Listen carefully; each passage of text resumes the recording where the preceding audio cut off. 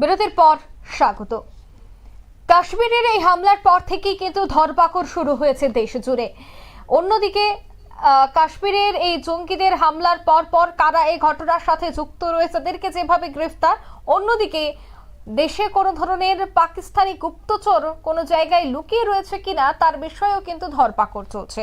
গতকাল আমরা দেখিয়েছিলাম যে এক যুবককে গ্রেফতার করা হয়েছিল, সে পাক গুপ্তচর। আজ সকালেও কিন্তু দেখা গেল যে পাকিস্তানের অমৃতসর থেকে দুই পাকিস্তানি গুপ্তচরকে গ্রেফতার করেছে পাঞ্জাব পুলিশ।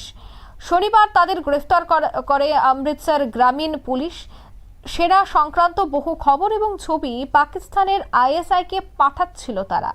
সেই হাতে তথ্য পাওয়ার পরেই কিন্তু তাদের গ্রেফতার করা হয়। তবে কি আপডেট রয়েছে বিস্তারিত জানবো। টেলিফোন লাইনে যুক্ত হয়ে গেছে প্রতিনিধি রাজীব দত্ত। রাজীব, ঠিক কি জানতে পারছো? এই যে অমৃতসরের পুলিশ যাদের গ্রেফতার করেছে তাদের নাম হচ্ছে একজন পলক শেখ মসি আর একজন হচ্ছে সুরজ মসি। এরা কিন্তু ওরা ওখানকার স্থানীয় বাসিন্দা। ওরা দীর্ঘদিন ধরে আইএসআই এর চর হিসেবে গুপ্তচর হিসেবে কাজ করছিল। এই খবর কিন্তু পুলিশের কাছে কয়েকদিন আগেই আছে। যেন যেহেতু পহেলগাঁওয়ের ঘটনার পর সমস্ত বর্ডার যে এরিয়াগুলোতে সেগুলো অত্যন্ত সেন্সিটিভ, পুলিশ এখন অত্যন্ত সতর্ক। সারা ভারতবর্ষ জুড়েই গোয়েন্দারা সতর্ক যাতে যে পাকিস্তানে খবর যারা কারা পাঠাচ্ছে, কারণ এখানে অনেক রকম গুপ্তচর আছে যারা আইএসআই লোক আছে, আইএসআই এর কাজ করছে, বহু সময় এটা প্রমাণিত হয়েছে।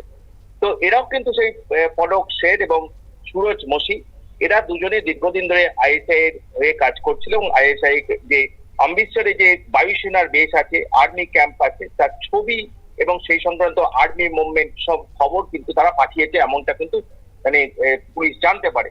তারপরেই কিন্তু গতকাল তাদেরকে গ্রেফতার করা হয়েছে দুজনকে, এবং তাদের জিজ্ঞাসাবাদ করে যেটা জানা যাচ্ছে, যেটা পাঞ্জাব পুলিশের ডিজি নিজে লিখেছেন, যেটা সোশ্যাল মিডিয়াতে তাতে তিনি লিখেছেন যে এই দুজন যে কাজ করতো তারা হচ্ছে একজন খালিস্তানিপন্থী নেতার নির্দেশেই কাজ করতো, যিনি এখন পাঞ্জাবের জেলে বন্দী রয়েছেন।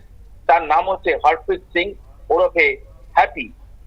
তার সঙ্গে তারা নিয়মিত যোগাযোগ ছিল, কথা হতো, এবং তার নির্দেশেই সেই ঢুকে যোগাযোগ করে দিয়েছিল আইএসআই এর অফিসারদের সঙ্গে, এবং তারা সেই মতোই তাদের তথ্য পাঠাতো, এবং তারা ওখান থেকে যে যে নির্দেশ পাঠাতো, যে যে ছবি চাইতো, যে যে বিষয়ে ইনফরমেশন চাইতো, সেগুলো তারা দিত।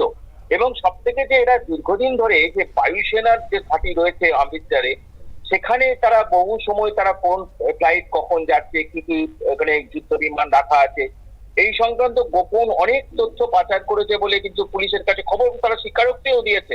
যে যার ফলে জানা যাচ্ছে যে অনেক কিন্তু পাকিস্তানের কাছে অনেক গুরুত্বপূর্ণ তথ্য চলে গিয়েছে, যে এই অমৃতসরে যে বায়ুসেনা ঘাঁটি এবং আর্মি সেনা ঘাঁটি রয়েছে, সেখানে কখন ফোর্স মুভমেন্ট হয়, কারা কারা কি দায়িত্বে রয়েছেন, এই সংক্রান্ত অনেক খবর, কোন বিমান, কোন যুদ্ধ বিমান কোন জায়গায়, একদম এইরকম ছবিও পর্যন্ত পাঠিয়ে দিয়েছে তারা।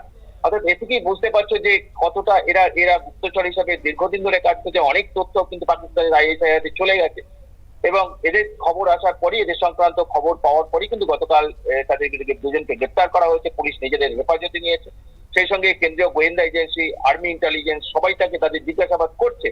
তবে এরা কয়েকদিন আগেই জানো যে জয়সলমীরেও কিন্তু এরকম একজনকে ধরা হয়েছে, যে 12 বছর ধরে সে আইএসআই এর সঙ্গে কাজ করছিল, আইএসআই এর গুপ্তচর হিসেবে কাজ করছিল, পাঠান খান। তাকেও গ্রেপ্তার করা হয়েছে, এবং তার কাছেও ঠিক তিনিও এইভাবে যে 2013 সালে তিনি পাকিস্তানে যান, সেখানে আইএসআই অফিসারদের সঙ্গে তাকে ট্রেনিং দেওয়া হয়, যে আইএসআই যে প্রশিক্ষণ কেন্দ্র আছে সেখানে কিভাবে গুপ্তচর বৃত্তি করা হবে সেই সংক্রান্ত প্রশিক্ষণ দেওয়া হয়, কিভাবে কমিউনিকেশন রাখতে হবে আইএসআই এর অফিসারদের সঙ্গে, কিভাবে কমিউনিকেশন রাখতে হবে যাতে ভারতীয় এজেন্সিরা ধরতে না পারে, সেই সমস্ত বিষয়ে প্রশিক্ষণ দেওয়া হয়। এবং সেই পাঠান খান কিন্তু 12 বছর ধরে কাজ করছিল, এবং তিনি একাধিকবার কিন্তু পাকিস্তানে গিয়ে আইএসআই এর অফিসারদের সঙ্গে তিনি বৈঠক করেছেন। অনেক মানে জয়সলমীর সীমান্ত সংক্রান্ত যে প্রচুর আন্তর্জাতিক সীমানার অনেক ছবি খবর তিনি পাঠিয়েছেন, সেখানকার আধা সামরিক বাহিনী, সামরিক বাহিনী এবং পুলিশের মুভমেন্ট তারা তিনি পাঠিয়েছেন, অনেক খবরই তিনি পাঠিয়েছেন। তারপরেই কিন্তু এদের ধরা গেল, এবং এটা কিন্তু আরেকটা প্রমাণ হলো যে এই যে তোমার খালিস্তানি জঙ্গিরা, তারা কিন্তু ধরো হরপ্রীত সিং তার নির্দেশে কাজ করছে, অর্থাৎ খালিস্তানি জঙ্গিরা তারা যে আইএসআই এর সঙ্গে কতটা সংযোগ রাখে সেটা কিন্তু প্রমাণ হয়ে গেল এই পলক শের মিশা এবং সুরজ মিশাকে গ্রেপ্তারের পর। কারণ তারা পরিষ্কার বলেছে, তারাই আইএসআই এর অফিসারদের সঙ্গে যোগাযোগটা রাখার নির্দেশ দিয়েছিলেন, কিন্তু এই হরপ্রীত সিং ওরফে হ্যাপি এবং তার নির্দেশেই তারা এই ছবি, বায়ুসেনা ঘাটির ছবি এবং সামরিক সংক্রান্ত সমস্ত ছবি এবং তথ্য তারা আইএসআই কে নিয়মিত পাঠাতো। অঙ্কিতা, ধন্যবাদ। অর্থাৎ সেনা সংক্রান্ত বহু খবর এই গুপ্তচর সোজা আইএসআই এর মাধ্যমে আইএসআই তারা পাঠাতো, যে আইএসআই সংগঠন রয়েছে, যে সন্ত্রাসবাদী সংগঠন, সেই সংগঠনে সমস্ত ছবি, সমস্ত ভিডিও ফুটেজ, সমস্ত তথ্য পাঠাতো বলে কিন্তু অভিযোগ। যদিও তাকে গ্রেফতার করা হয়েছে, বা দেখার বিষয় তার বিরুদ্ধে কি পদক্ষেপ গ্রহণ করা হয়। নিয়ে নিচ্ছে ছোট্ট একটি বিজ্ঞাপন বিরতির সঙ্গে থাকুন।